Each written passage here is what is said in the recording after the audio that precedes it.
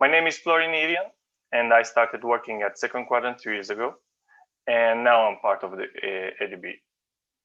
I am a member of the Pglogical and BDR team as a developer, tester, support engineer, and even consultant on some occasions. I also have been involved in organizing PG Day in Italy and hope one day to become a PostgreSQL contributor. So what's for today's agenda? I will briefly explain how PostgreSQL releases work and what is the difference between minor and major releases. I will talk about and give you some pros and cons around the upgrade options. I will give a quick introduction to Pglogical because it's the tool I'll use for the upgrade. And finally, I will show you what are the steps to actually perform the major upgrade. First of all, why upgrade? Probably the most important aspects are the security improvements. Every PostgreSQL version adds modern application methods and SSL TLS version support. More features. Also, every version releases gives us new or at least better options for monitoring, high availability, or disaster recovery. More performance. There are versions that improve massively performance. For example, 9.6 with parallel query or version 10 with just-in-time compilation.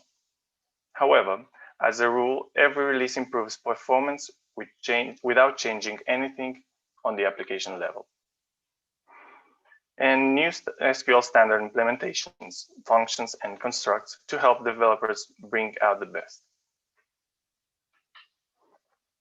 Now, a quick introduction on how Postgres releases works. Thanks to its continuous release, over the past 30 years, Postgres earned a strong reputation for reliability, feature robustness, and performance. You probably all know that Postgres is enriched with new features once a year, with what is called a major release. And the minor releases, on the other hand, are quarterly and add security or bug fixes. And there are so many. For example, the latest PostgreSQL 12 minor has resolved 4 CVEs and more than 50 bug fixes. Postgres Global Development Group guarantees these minor releases for more or less 5 years for each major version of Postgres. This means that when they reach end of life, after 5 years from the major release, they will no longer have security updates or bug fixes. From this graph, we can see, for example, that we are running out of steam for 9.5, which will receive its last update this February. Minor releases are always compatible with all other minor versions. That is, you can install a 12.5 on a server that only had 12.1. We don't need to update consecutively. However, it is of course highly recommended to apply them as soon as possible when they are released. To do this, you need to shut down Postgres, install the updated packages, and restart Postgres. Simple as that. However, the advice is to have a QA environment and first update and test there.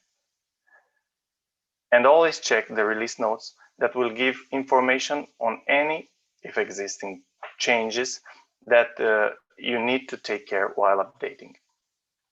You should start by updating first the standbys, switch over to your applications, and then update the former masters.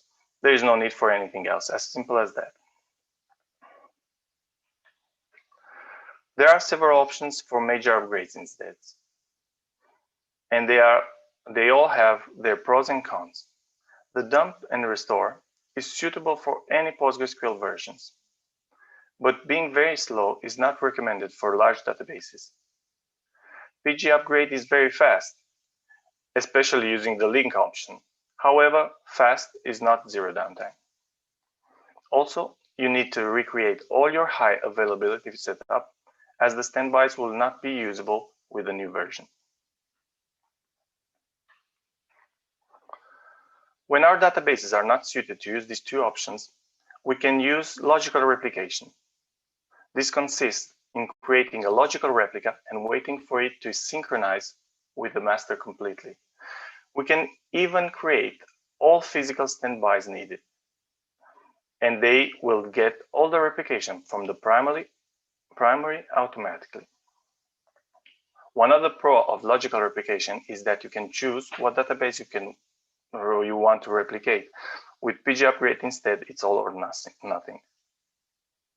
It's recommended to monitor the cluster for a couple of days and check that everything is working as expected. When all the checks are green, turn off the old master and redirect the application to the new PostgreSQL instance. With the use of a connection puller, for example pgbouncer, this can be performed in zero downtime. Like for the minor updates, it's advisable to automate the process and test it in the QA environment until you are confident with the procedure. Postgres already has a logical replication mechanism built in. It is available from version 10 and it's mainly implemented on Pglogical. I will show you in this presentation the necessary steps to upgrade with Pglogical. However, there are other logical replication methods to do it as well. Please note also that physical replication is not an option because of the incompatibility of the data directory between major versions.